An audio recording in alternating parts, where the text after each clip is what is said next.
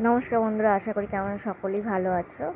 দেখো, আমি ষষ্ঠীর দিন সকালবেলা পুজো দিতে যাচ্ছি এবং তোমাদের মন্দিরে আমি ছবি তোলাটা দেখাতে পারিনি, খুব তাড়াতাড়ি ছিল এবং ভিড়ও ছিল, ওই জন্য তাড়াতাড়ি চলে আসতে হয়েছে। ষষ্ঠী পুজো দিয়ে আমি ফিরছি। আমি তোমাদের দেখাতে পারিনি পুরোটা। এই দেখো, আমার মা আশীর্বাদ করছে তার জামাইকে এবং আমার মেয়েও বসে আছে সঙ্গে। ওদেরকে কেমন লাগছে প্লিজ কমেন্ট করে তোমরা জানাও। দেখো, সব রকম সাজানো আছে। এদিকে ফল, 5 রকম ফল আছে, 5 রকম মিষ্টি, দই, চিনি, নুন সব দেওয়া আছে। দেখো, ভালো করে তুলে রাখি। আমার মেয়ে হাসছে। দেখো আমার মেয়ে এবার দেখো, আমি সব রকম সাজিয়েছি, যেগুলো সবই তুলেছি। এখনও ওয়েট করো, এখনও অনেক কিছু বাকি আছে। এটা সবে লাঞ্চ, অনেক কিছু বাকি। এই সব বললে চিন্তা করছে আমার বর কি কোনটা খাবে না কোনটা খাবে না। গরমে ঘেমে নাজেহাল অবস্থা, কী করবে ঠিক করে পাচ্ছে না। আমার মেয়ে হাসছে বসে বসে, কী করবে ঠিক করে পাচ্ছে না।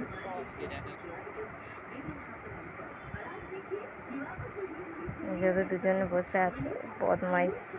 আমার মেয়েটাকে দেখো, পুরো বজ্জাত হয়েছে একদম। এই দেখো, প্রথমে ও দইটাই আগে তুলে নিয়েছে, দইটাই খাবে বলে ফার্স্টে দইটাই তুলে নিয়েছে। ওর আমার হাজব্যান্ড প্রথমে দইটাই তুলে নিয়েছে। কি আমাকে বলছে একটা, আমার মেয়ে করে মাথা নাড়ছে, কি জানি কি বলছিলাম সেই সময় আমার মনে নেই। তো কি জানি কী করছে। ও আমার মেয়ে, এবার বুঝতে পেরেছি, আমার মেয়েকে বলছে যে এই যে খাইয়ে দিচ্ছে আমার মেয়ে। এই যে আমার বাবা, এই দেখো আমার বাবা আর আমার হাজব্যান্ড, ওরা খেতে বসেছে, ওদের খেতে দেওয়া হয়েছে। দুপুরের মেনু দেখো, 5 রকম ভাজা আছে, মাংস আছে, ব্যাস। দেখো, পটল ভাজা আছে, উচ্ছে ভাজা আছে, ঢ্যাঁড়স ভাজা আছে, শাক ভাজা আছে, আলু ভাজা আছে, তারপরে মাছ আছে, মাছটা নেই, মাংস আছে। সরি, আমি ভুল বললাম।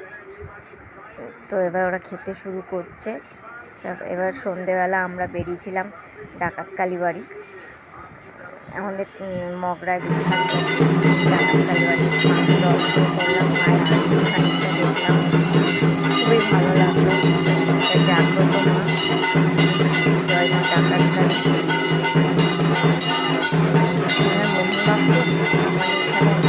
রঘু ডাক্তার ডাকাত থাকবে, ডাকাতি করা কালী